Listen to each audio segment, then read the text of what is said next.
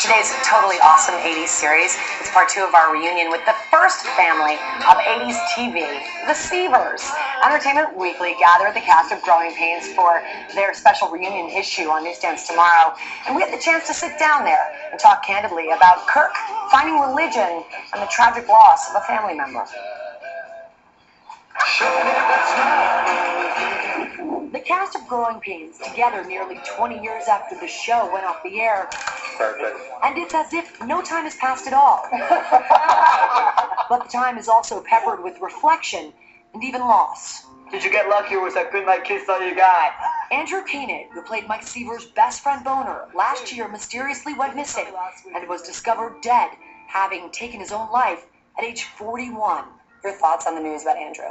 We all loved Andrew, and he was struggling, I think, back then. And I think we were all so heartbroken and very sad for his family. As you see these young stars today, what advice do you three have as child stars who didn't go off the path? I think that having a good family is just a great foundation. I never went to any of the Hollywood parties. The only reason I was able to stay away from that stuff was because I had a real strong mom.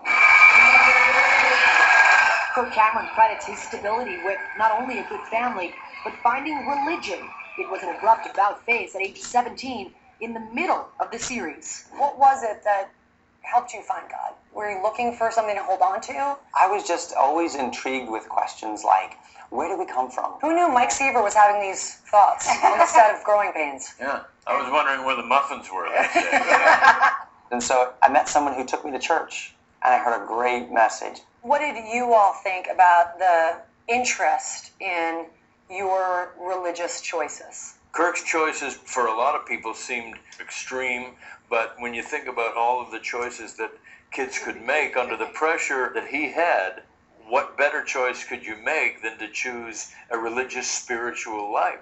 I think it was an adjustment for us because there was a shift. He wants to talk. He wants to talk. No, I so appreciate what you're saying. I want you to keep talking. Did it change the dynamic on the set? I remember him having the trouble with a couple of the scripts or a couple plot lines, and I remembered saying to him, if Growing Pains is too blue for you, then you really can't be in network television. I think to Kirk's credit, when we all came back together 8 years later, he really had an understanding of guys, I was going through kind of a self-discovery there, and he has a much better language about it. I think those are the times where all of us grow in character, and we learn to be forgiving, and we learn to come back and say, I'm sorry. Have you guys had to say you're sorry? Yeah, I have. Yeah, absolutely. Yeah. We were a real family, and you have teenagers in your family, and it's hard. Called Growing Pains. It's called Growing Pains. That's it.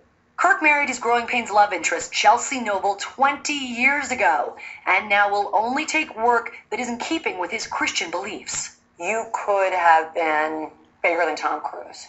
Do you ever regret walking away from Hollywood? I never made any conscious choices to walk away from anything. I just walked toward the stuff that I loved.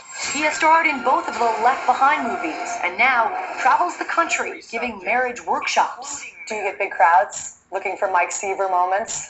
And I give them to them. You guys defied the odds. You seem very normal. Good, we fooled you. We're actors, remember. We better get moving. Having all gone their separate ways, being all together in the same room feels rare and special. What's your memory of the final show? It was a very emotional, bittersweet moment. But there's things about that stage I'll never forget. I'll never forget Jeremy back there chewing his gum. We had a gum wall. We had a gum wall.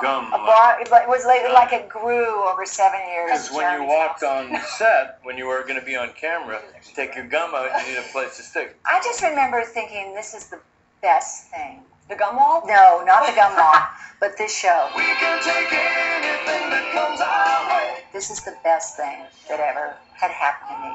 This moment, this very lucky, serendipitous moment where it all came together.